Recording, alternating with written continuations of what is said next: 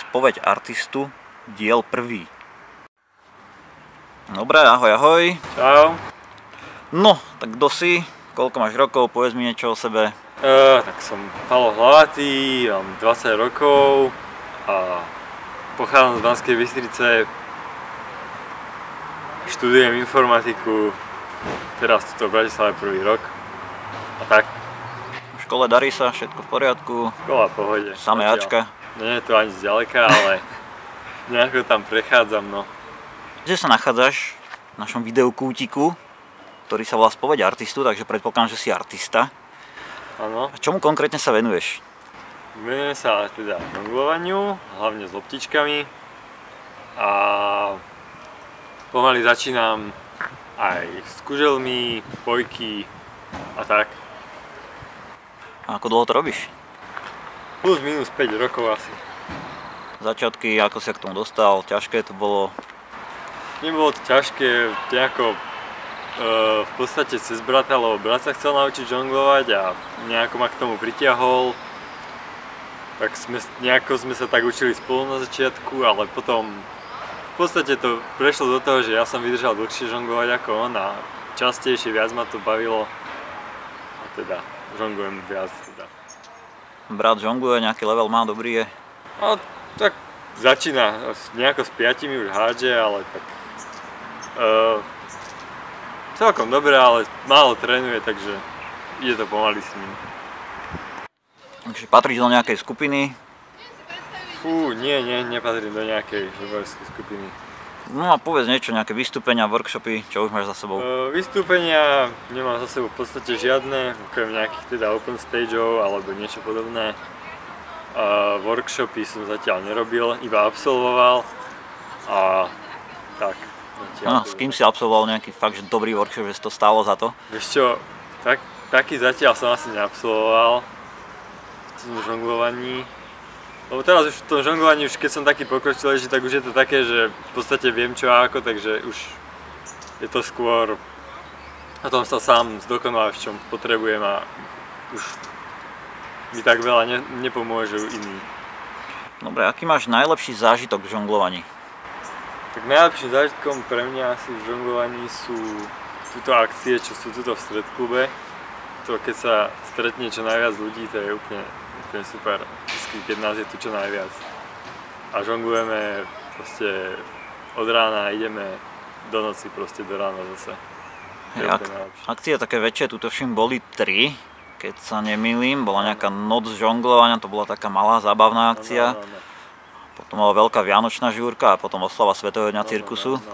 Ktorá bola najlepšia, na ktorú máš najlepšie zážitky? Ešte asi z tej poslednej budú najlepšie zážitky, ale všetky boli akože vynikajúce.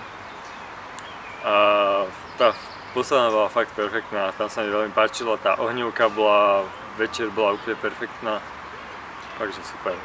Aký máš najhorší zážitok zo žonglovania? Najhorší zážitok? Neviem, v žonglovaní fakt asi nemám zlé zážitky, žonglovanie by nemalo prinášať zlé zážitky. Teraz dobre trénuješ, neviem, 15 loptičiek vo vzduchu, úplne sa snažíš, nejde to, nie si na to niekedy strašne vytočený? Vôbec nie, na žonglovanie nikdy nie som nejako naštvatý, vôbec. To je pre mňa absolútny relax a nejde mi to, tak som na to sústredený, ale odpútam sa od reality a som šťastný pri tom. Keď ti to nejde, trénuješ to ďalej alebo kašleš na to, ideš na iný trik? Ešte ako niekedy sa zatnem, že chcem tento trik a idem, že fakt, že makám, ale niekedy proste nejde, tak idem niečo iné a trénujem veľa vecí naraz v podstate. Mám na teba teraz takú záľudnú otázku. Kde sa vidíš v žonglovaní tak za rok? Za rok?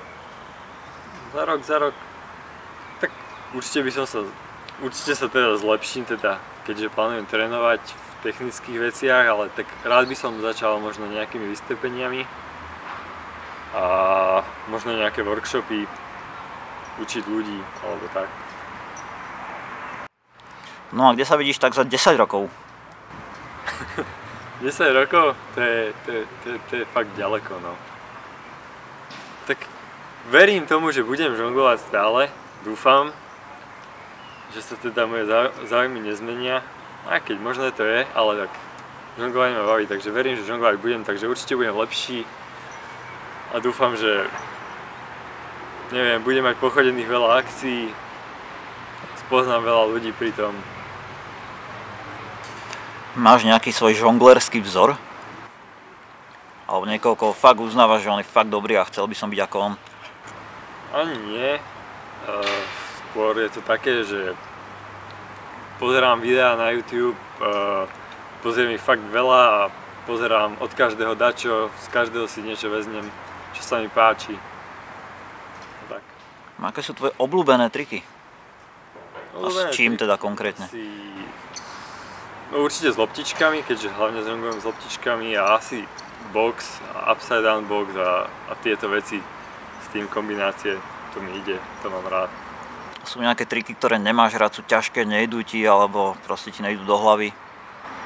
No, v podstate ani nie, ale nič, že by som nemal rád, ale mám dosť taký problém s piruetami, s tými som sa dosť pasoval, lebo furt sa mi točila hlava, nikdy som sa to nevedel nejako naučiť. Teraz to nejako začínam už trošku sa do toho dostávať, takže dúfam, že sa do toho dostanem.